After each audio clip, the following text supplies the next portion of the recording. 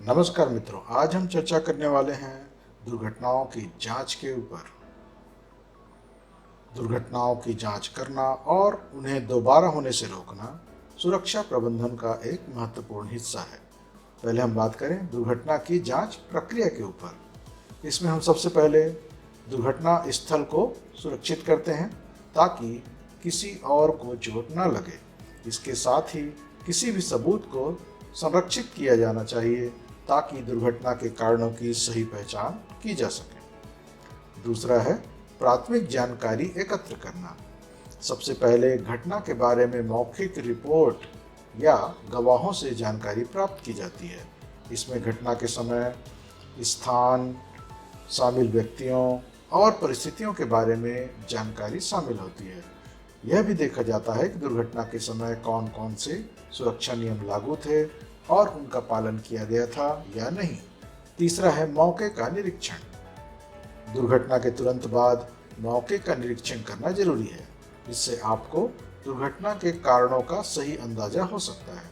निरीक्षण के दौरान इन पहलुओं पर ध्यान दिया जाना चाहिए, जैसे कि उपकरणों की स्थिति, सुरक्षा उपकरणों का उपयोग, पर्यावरणीय परिस्थितियां और कार्यविधियों का पालन। अगला है साक्ष्य एकत्रित करना।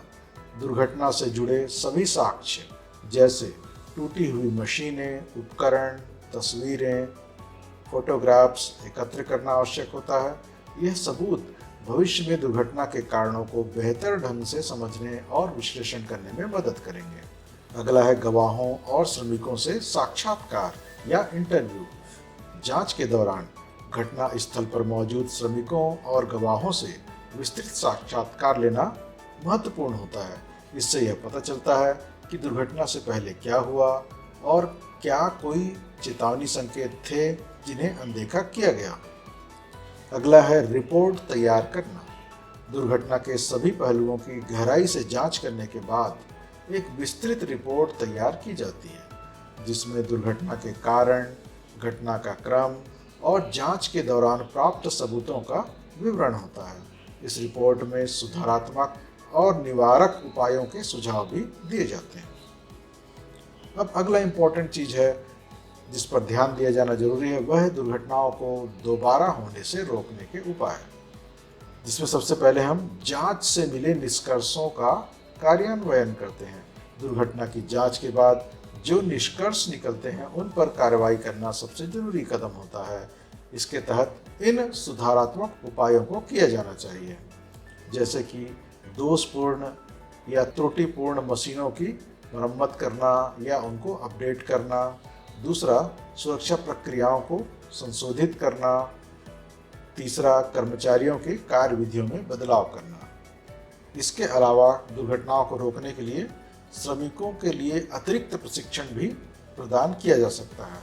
अगर दुर्घटना मानव त्रुटियों के कारण हुई है तो यह सुनिश्चित किया जाना चाहिए कि श्रमिकों को अतिरिक्त प्रशिक्षण दिया जाए।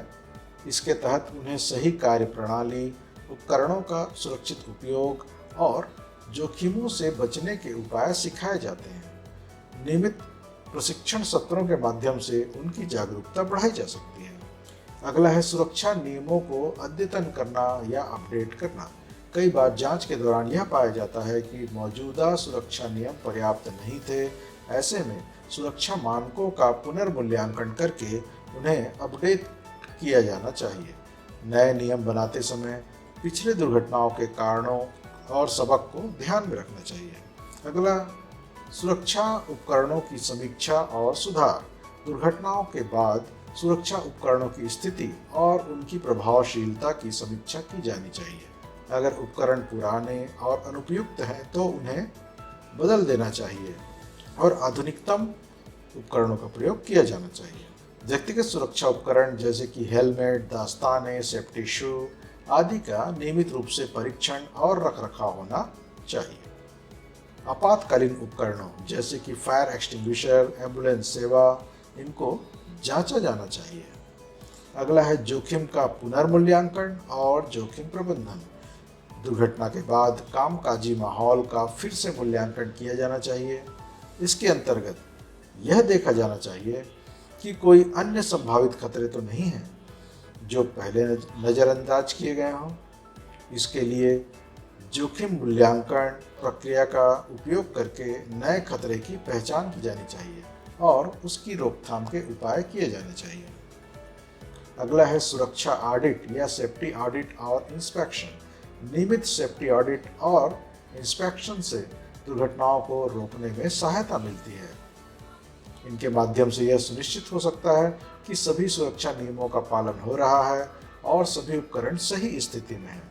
यह प्रक्रिया संभावित दुर्घटनाओं को पहले ही रोकने में मदद करती है। अगला है सुरक्षा संस्कृति का विकास। एक मजबूत सुरक्षा संस्कृति का विकास करना भी दुर्घटनाओं को रोकने के लिए महत्वपूर्ण है। इसके तहत प्रबंधन और श्रमिकों के बीच सुरक्षा प्राथमिकताओं को लेकर संवाद स्थापित करना आवश्यक है और श्रमिकों को किसी भी संभावित खतरे की रिपोर्ट करने के लिए भी प्रेरित करना होगा और प्रबंधन द्वारा सुरक्षा सुनिश्चित करने के लिए सख्त उपाय लागू करने होंगे। अब बात करें हम कंक्लूजन की, तो दुर्घटनाओं की जांच और उन्हें रोकने के उपाय ये एक सतत प्रक्रिया है। यह सुनिश्चित करना आवश्यक है कि सभी कार्मिक, चाहे वो ठेका श्रमिक हो या प्रबंधन के लोग हों, सुरक्षा नियमों का पालन करें और जागरूक रहें। दुर्घटनाओं को दोबारा होने से रोकने के लिए जांच से मिले निष्कर्षों को लागू करें, नियमित निरीक्षण करें और श्रमिकों को निरंतर प्रशिक्षण देना आवश्यक है। इन उपायों से कार्यस्थल की सुरक्षा बढ़ाई जा सकती है और भविष्य में होने वाले दुर्घटनाओं को काफ़ी हद तक रोका जा सकता है। तो मिलेंगे अगले वीडियो में, तब तक के लिए नमस्ते जी, जय हिंद।